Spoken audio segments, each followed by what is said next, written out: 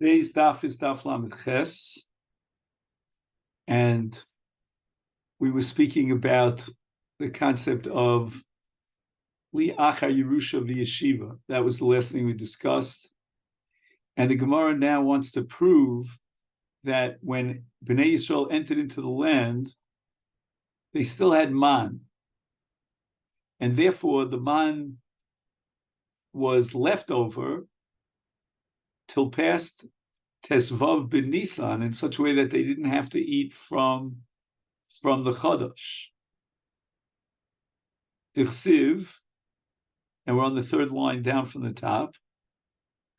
Ubnei Yisrael ochlu es hamon arboim shana ad boam el eretz no shavis. Es hamon ochlu ad boam el k'tzei eretz Canaan. There's a contradiction here in the pasuk as to when they began to eat from the man. On the one hand, it says until what point they were eating the man. On the one hand, and the ratio of the pasuk, it says ad boam el eretz no shavis. And eretz no shavis means Eretz Yisrael. On the other hand, in the sefer of the pasuk, it says ad boam el k'tzei eretz Canaan.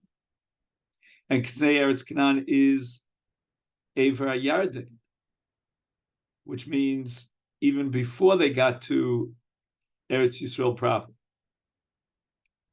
Ef Lomar, the Gemara now spells out the stira in the pasuk. You can't say that they ate the man ad boam el eretz no shavas. Kevan shekvar oma nemar el k'tzei eretz Canaan. Ef Lomar shalchu es haman ad shebo el k'tzei eretz Canaan sharei kvar nemar ad boam el eretz no shavas. HaKetzad. So how do we reconcile this contradiction? So the Gemara says, but rather, B'Shiva Ba'adar Meis Moshe, the Gemara is going to have a whole sugya how we know that Moshe Rabbeinu died on the 7th of Adar. And the man was B'Schus Moshe Rabbeinu. That's a Gemara in Masechet Tainis.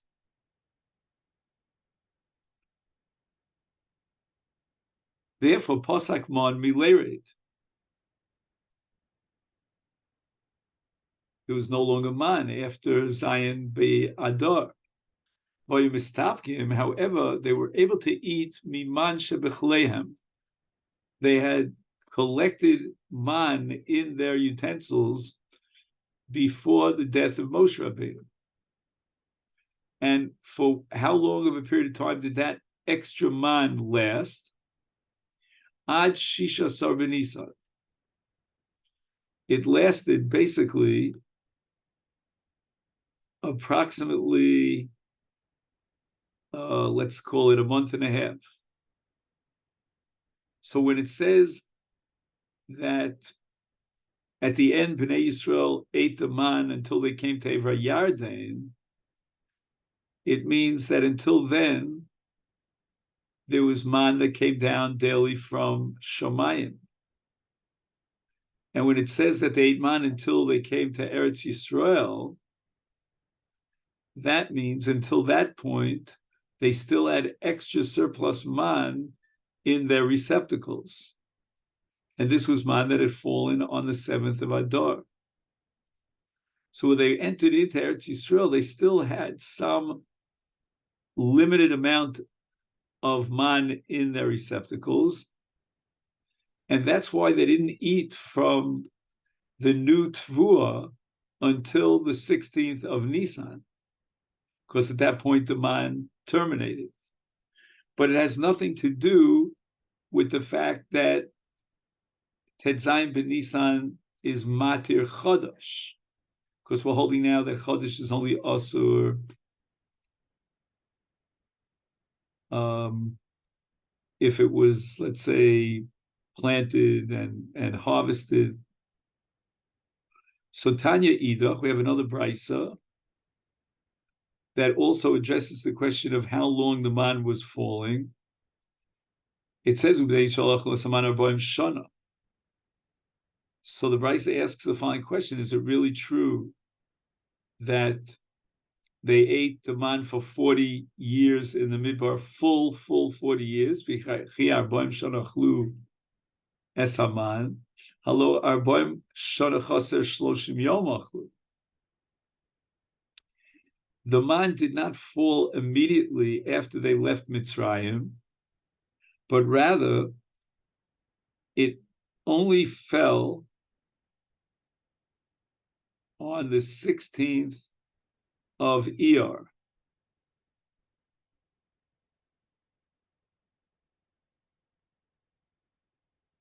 And he says, this is based on the pasuk in Bo, Vayisu. No, this is Bishalach, I think. Vayisu me'elim vayavo kol adas b'nei Yisrael el midbar sin v'chamisha asar yom l'chodesh hasheni l'tzeisam eretz Mitzrayim vayilonu kol adas b'nei Yisrael v'shiftenu al sir abosar etc. V'oz nemar lehem hineni mamtil lechem min hashamayim.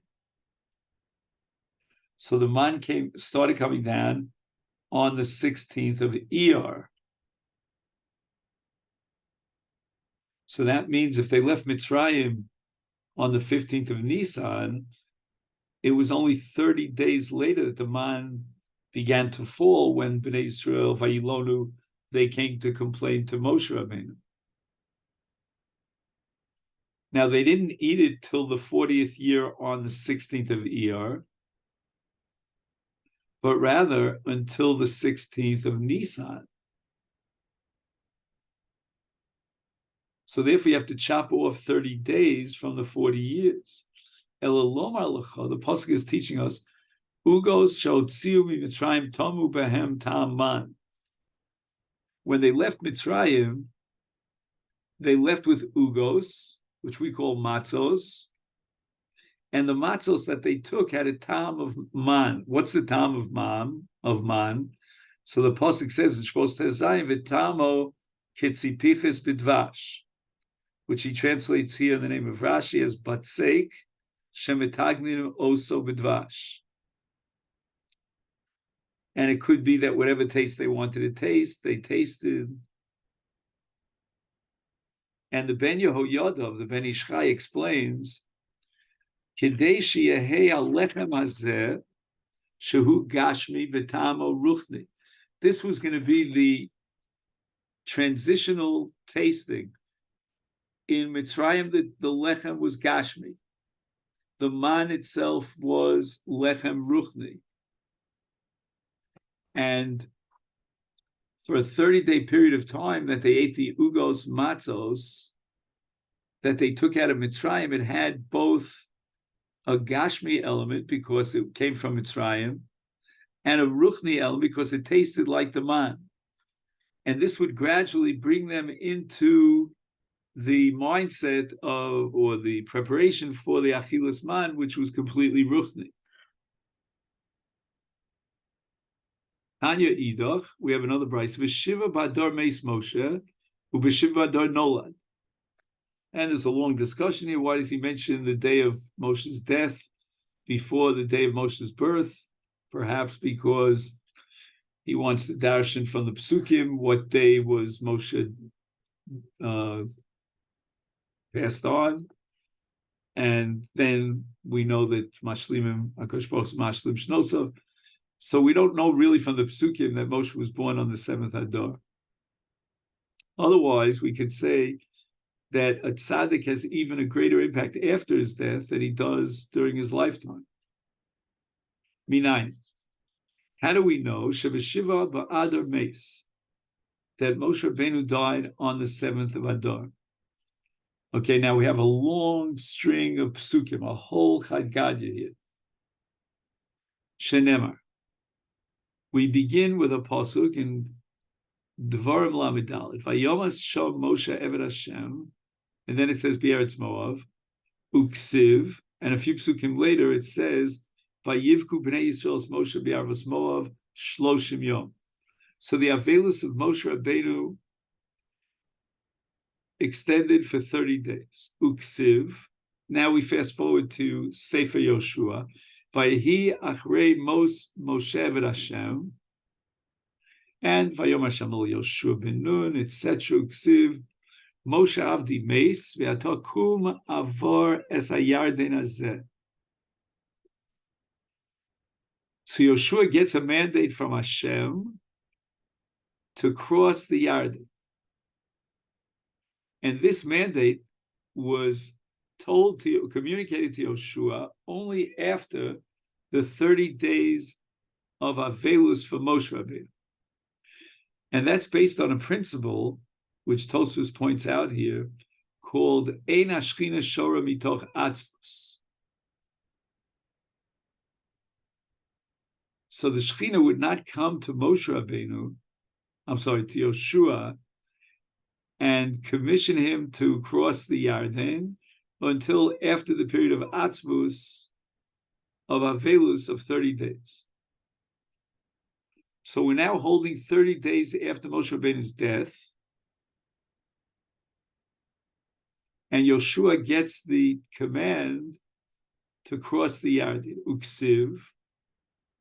Now, in the first chapter of Yoshua prepares the people to cross the Yarden, and he commands specifically what's called the Shotrim, Ivru B'kerev HaMachne, V'tzavu ha'om lemar, Hachinu lachem tzeda, ki bi'od shloshes yomim tavru es hayarden.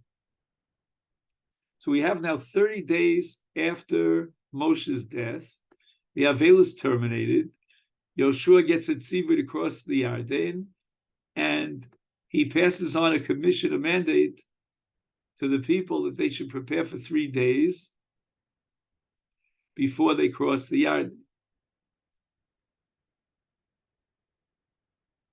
Uksiv, in that same first chapter of Yoshua, Ve'am olu min Yarden basar lachodesh harishon.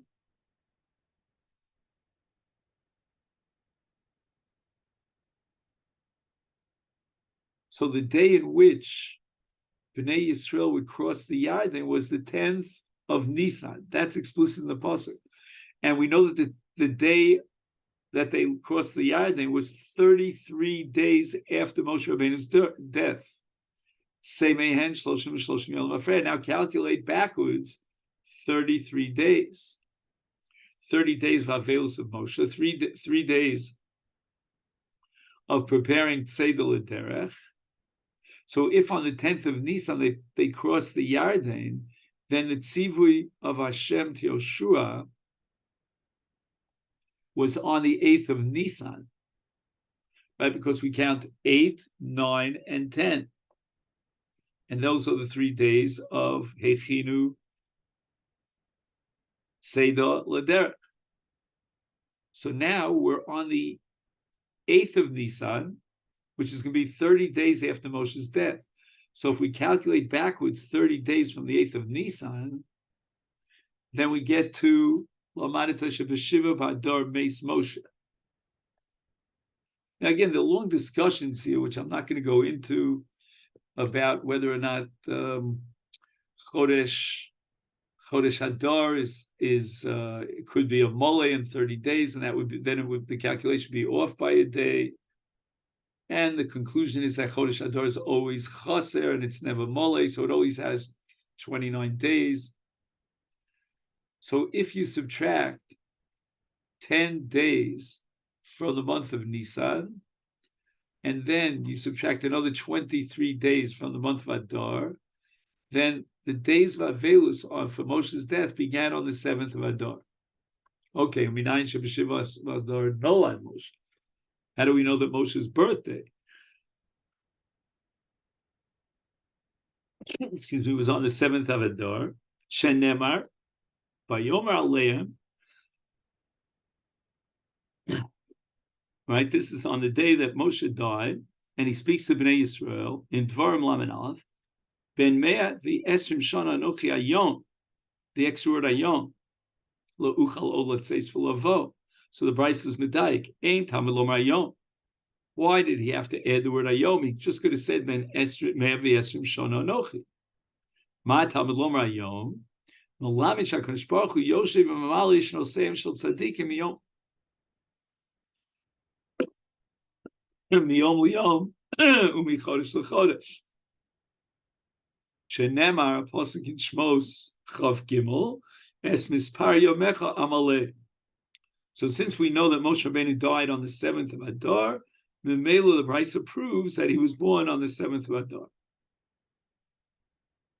Now our Mishnah listed Orla Kilayim as mitzvos that are noagos bein ba'aretz bein b'chutz haaretz. With regard to the Easter of Chadash, however, we have machlokes chacham. Tanya, Rabbi Shimon ben Yochai Omer sholosh mitzvos nitztav yisov v'knisasan la'aretz. There are 3 mitzvos that were commanded after the people entered into the land, and that's Chadash, Orla, and Kilayim. And what's the significance of being commanded after they entered into the land? No goes bein ba'aretz u'bein b'chutz haaretz. Meaning the chiddush here is that you would have said that if the tzivui came after they landed in Eretz Yisrael, then maybe the mitzvah only applies in Eretz Yisrael. The chiddush of these 3 mitzvahs is that despite the fact that they only had the tzivui when they got into the land, nevertheless, the mitzvah applies even in chutz la'aretz. For hu adin, and we have a kal v'chomer. And with this kal v'chomer, we're going to derive, at least in the cases of Orla and Kilayim, from Chadash, that the Surim of Orla and Kilayim should certainly apply even in chutz la'aretz. Why? Uma Chadash. Chadash is considered relatively kal, kuf lam. She'en isuro isur olam. The Isur Chadash is only until the 16th of Nisan. And furthermore, ve'en isuro isur hana. And Chadash is only also b'achila, not b'hana. And besides that, yesh hetel isuro. It means that even after they brought the Omer on Tezayin ben Nisan, that itself is Matir Chodesh and makes it into Yoshan. And we haven't even gotten up to the next day of Nisan. It's in the middle of Tezayin. And yet, Chodesh is noeg bein ba'aretz bein b'chutz la'aretz. Again, according to the Shita Tanoim, and that's the Shita of Shem Bar Yochai and other Tanoim, is now we're ready for the kal v'chomer. Is Kilayim, which is an Isur Olam, number 1, right? It never terminates. There's no point after a certain date on the calendar that Kilayim becomes mutter. Number 2, Isuro, Isur Hano, it's also not only b'achila but also b'hana. And number 3, Ein hetel Isuron. There's no way you can be matir Kilayim once the Isur is kal. Is Eino din, how much more so? Shinagu bein v'aretz bein b'chutz. Now what about Orla? Who had in Orla v'shtayim? In Orla, we can only set up a 2/3 of a kal v'chomer, so to speak. Why? Because its Isur is not an Isur Olam, which means that if you have fruits that grow on the tree after 3 years, they're mutar b'achila. And on top of that, right, so in that sense, Orla is similar to Kilayim. Oh yeah, I lost my trend here. 1 second. Orla, I'm sorry. Right, Orla. And let me get to 2 out of the 3. Be calm. Orla is Aser B'Hana, so in that sense, it's like Kilayim, and you have the kal v'chomer. Also, in contrast to Chodesh, which yesh hetel isuro, in the case of Orla, within the 3 years of the producing of fruit, there's no hetel isuro. Oh, now, what was the 3rd element of the kula of Chadash? That was that ein. 1 second.